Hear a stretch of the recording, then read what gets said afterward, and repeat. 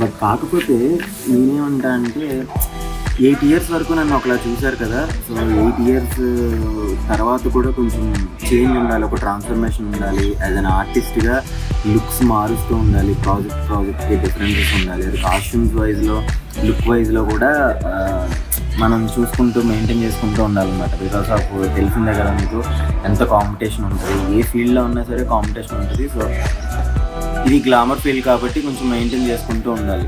So అలా అనమాట. Present అయితే ఇది ఐస్ బాక్స్లో ఉండేది. ఇది ఐస్ బాక్స్ కూలింగ్ ఉండటానికి కూడా ఇలా ఒక full ice bottle, water bottle అంతా డీప్లో పెట్టేసి ఇది పెట్టుకుంటాం. అండ్ ఐస్ ప్యాకేజ్ ఇది ఒకటి ఉంటుంది. సో నా బ్రేక్ఫాస్ట్ వచ్చి స్ప్రౌట్స్ అండ్ ఎగ్స్ అన్నమాట. సో ఇది ఎగ్స్. సో ఎగ్స్ దిష్టి పెడతారు ఏంటని నేను చూపించిన ఒక 2, 3, 4, 5 ఎగ్స్.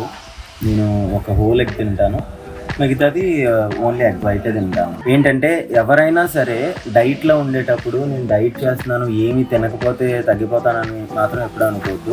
3 times తింటాము, లేదంటే రోజులో ఒక పూటే తింటాము, అలా తింటే ఇంకా మనం తగ్గిపోవచ్చు కదా అని ఎప్పుడూ అనుకోవద్దు. డేలో 6 times తినండి. తినేటప్పుడు కొంచెం తినాలి, అది కూడా గ్యాప్ తీసుకుంటూ తినాలన్నమాట.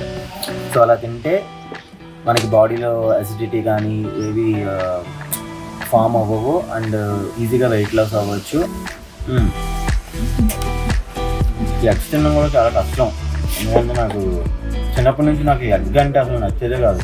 కొన్ని కావాలంటే కొన్ని తప్పవు కదా. సో అలా స్టార్ట్ చేసాం. దాని తర్వాత లంచ్లో నేను ఏం తింటున్నాను అండ్ మధ్యలో ఏం చేస్తున్నాను అనేది కూడా మీకు చెప్తాను. సో టైం 11 అయింది. సో 11 o'clockకి గ్రీన్ టీ.